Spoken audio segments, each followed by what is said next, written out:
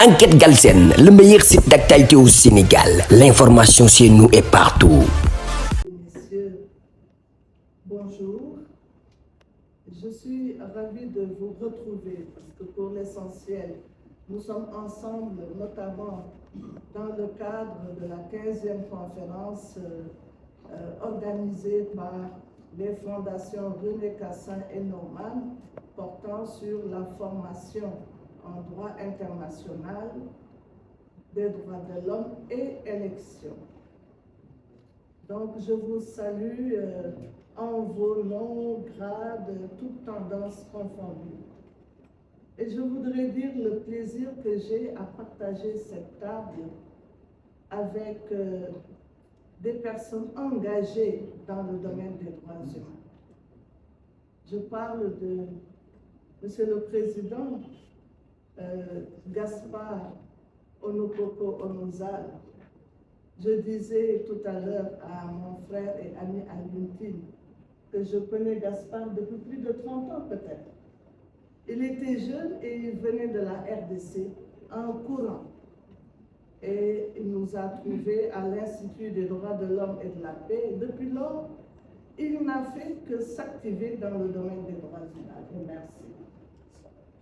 Et je m'adresse aussi à, je disais tout à l'heure, à un frère et ami Alioune. Je pense souvent à lui parce que je sais qu'il a abandonné l'université au profit des droits humains et de la paix. Parce qu'il avait commencé à enseigner à l'université. Mais la passion des droits humains l'a poussé à s'investir davantage dans ce domaine. En tout cas, Alioune, je veux te rendre hommage aujourd'hui parce que tu as beaucoup fait pour les droits humains au Sénégal, en Afrique et ailleurs. Et tu es un prédécesseur à moi. Tu as été président du Comité sénégalais des droits de l'homme. Je sais que tu y as beaucoup travaillé. Et si cette loi a été votée, eh bien, tu y as largement contribué. On a parlé de cette loi, c'est vrai. Maintenant, on ne doit plus parler de Comité sénégalais des droits de l'homme, puisque la loi portant réforme de ce comité et qui remplace le comité par une commission nationale des droits de l'homme a été votée le 9 septembre dernier et promulguée, c'est le plus important. Donc applicable, mais à partir du moment où elle sera publiée au journal officiel. Maintenant, ce que nous attendons, c'est la publication, c'est la dernière phase pour que la loi soit véritablement applicable. En tout cas, merci à tous et à toutes celles qui ont contribué. Je veux parler des membres du comité. Nous avons devant un représentant de la Cour suprême. Nous avons toute cette équipe, ce staff du comité sénégalais des droits de l'homme qui n'est pas aucun effort pour la réussite de notre mandat. Alors, la conférence d'aujourd'hui, mais je veux juste préciser que souvent on nous demande quelle est la différence entre le Comité sénégalais des droits de l'homme et la Commission nationale des droits de l'homme. Le Comité sénégalais des droits de l'homme est une institution nationale des droits de l'homme.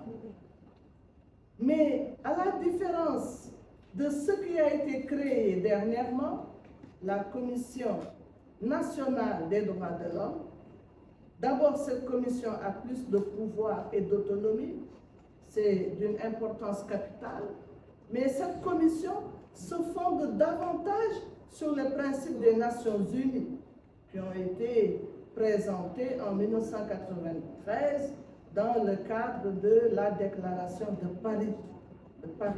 Donc le Comité sénégalais des droits de l'homme voit ses mandats, ses pouvoirs, son autonomie renforcés dans le cadre de la Commission nationale des droits de l'homme.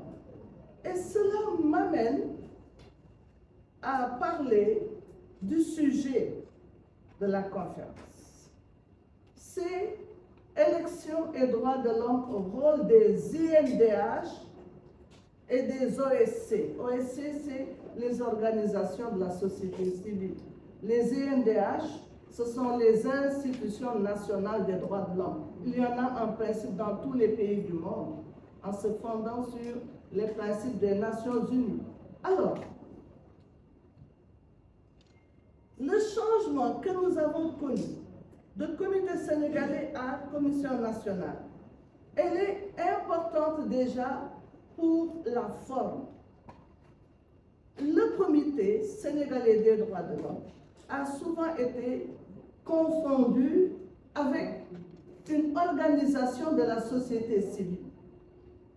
Eh bien, les personnes ont souvent cru que le comité sénégalais était une organisation de la société civile. Ce n'est pas une organisation de la société civile, c'est une institution nationale de droits de l'homme.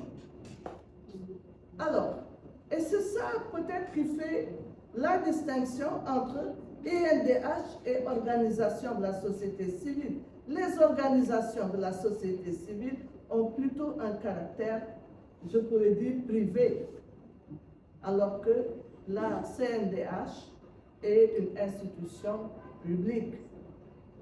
Donc, dans cette conférence, on va essayer de voir quel peut être le rôle d'une institution nationale de droits de l'homme et le rôle d'une organisation de la société civile, n'est-ce pas? Ce rôle diffère parce que une INDH, une institution nationale des droits de l'homme, comme la Commission nationale des droits de l'homme du Sénégal, sert d'interface entre l'État et la société civile et les citoyens. C'est une précision importante. Nous servons d'interface entre l'État et la société civile et les citoyens. Quand on a ce genre de sujet aujourd'hui, dans le contexte actuel, eh bien, on se dit que c'est un appel à la mobilisation. Dans un pays comme le Sénégal, cette mobilisation est d'une importance extrême avec ces élections législatives qui pointent le nez dans peut-être moins de 2 mois. Donc, voir quelle peut être, quelle mobilisation par l'institution nationale de droits de l'homme et par la société civile, on aurait pu y ajouter, et par les citoyens, eh bien, pour avoir des élections inclusives, transparentes et pacifiques. Eh bien, notre mission, tout à l'heure peut-être que M. Alioune Tine entrera dans les détails concernant la société civile elle-même, mais nous, en tant qu'institution nationale des droits de l'homme, eh bien, nous sommes dans notre mandat, avec notre mandat, tenus d'une obligation d'observation des élections. Nous allons vers des élections et nous avons un rôle essentiel à jouer dans tout le processus, avant, pendant et après les élections. Et à ce titre, d'ailleurs, nous pouvons dire que lorsque nous avons élaboré notre programme stratégique de développement, nous avons mis le monitoring des élections en pole position. Parce que les élections peuvent avoir des conséquences ou positives ou négatives dans la cohésion, au niveau de la cohésion sociale. Et donc, nous avons d'ailleurs une expérience avec ce qui était le Comité sénégalais des droits de l'homme. Parce que le Comité sénégalais des droits de l'homme a eu à organiser pour l'élection présidentielle de 2024. Vous savez que c'était un moment de haute tension, un moment de grande inquiétude. Eh bien, le Comité sénégalais des droits de l'homme avait eu une initiative que nous avons pensée heureuse, qui s'appelle Wote Chidjamou, c'est-à-dire pour des élections apaisées. Évidemment, c'est une expérience que nous allons poursuivre parce qu'elle a contribué à la promotion de la paix au Sénégal. C'était quoi comme initiative? Comme initiative, c'était de mener une série d'activités avec le renforcement des compétences d'un certain nombre d'observateurs pour le monitoring des élections. Donc, c'est un monitoring qui permettait de superviser, d'observer des élections pour s'assurer du bon déroulement du processus électoral. Eh bien, il y a eu donc ce renforcement de capacité autour de ces activités. Il y a eu aussi des activités de monitoring des manifestations et des violences. Bon, il ne s'agissait pas d'aller sur le terrain des violences, mais d'observer à travers les médias la situation du pays face aux violences à l'occasion de l'élection présidentielle. Des observateurs ont également été formés sur l'outil du monitoring et il y a eu une cérémonie officielle de présentation de matériel logistique du comité de veille et de suivi de l'élection présidentielle. En tout cas, c'était des moments forts eh bien, pour montrer aux observateurs comment utiliser les outils, par exemple les tablettes électroniques pour superviser et donner à temps réel des résultats. Il s'agissait aussi de suivre et de transmettre les informations collectées rapidement. Et alors, il y a eu, au niveau du Comité sénégalais des droits de l'homme, une cellule de veille au siège même. Et cette cellule de veille était chargée de coordonner le travail sur le terrain. 50 observateurs ont été déployés sur le terrain et ont pu recevoir, collecter, analyser et partager les observations avec la cellule de veille. En tout cas, ce que je peux dire, c'était que ça a été une expérience très favorable avec des résultats. Un rapport a été élaboré. Le rapport doit être remis au président de la République. Quelques extraits pourront vous être présentés tout à l'heure, de résultats donc de ce travail de monitoring des élections de 2024. Et je pense donc que le fait de superviser, de contrôler, de conclure avec des recommandations, c'est une activité extrêmement importante qu'une INDH devrait faire, n'est-ce pas?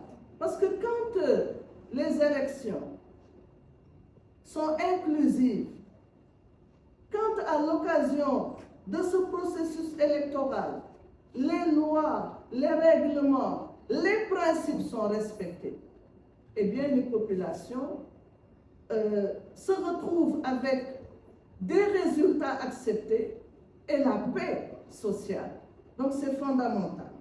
Voilà ce que je voulais dire rapidement concernant le rôle d'une INDH. vous avez eu l'exemple de ce qui a été fait par le Comité sénégalais des droits de l'homme, et sans doute pour les élections à venir, nous mènerons le même exercice.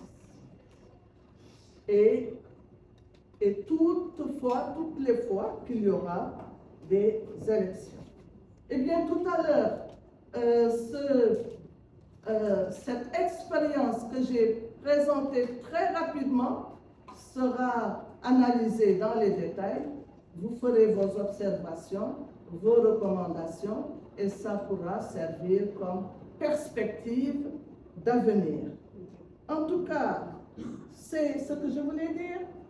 Tout à l'heure, notre ami Alioune Tine certainement donnera des exemples, parce que je sais que Alioune Tine et les autres organisations de la société civile ont eu à jouer ce rôle de supervision, ce rôle d'observation des élections, et ont agi avec l'objectif principal d'arriver à des élections apaisées.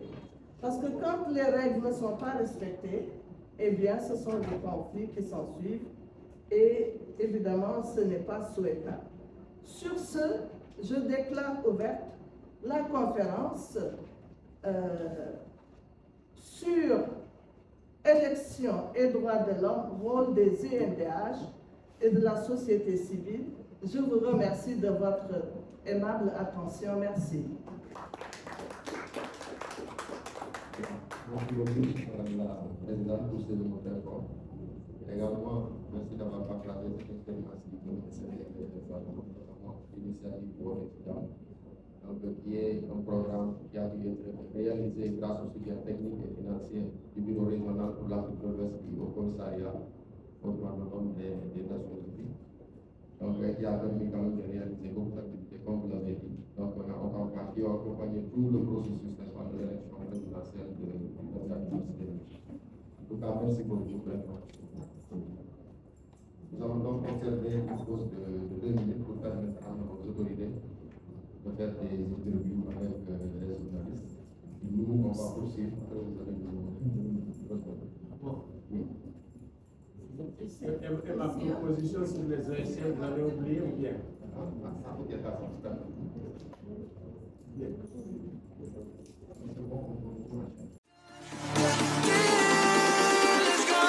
Enquête Galsen, le meilleur site d'actualité au Sénégal. L'information chez nous est partout.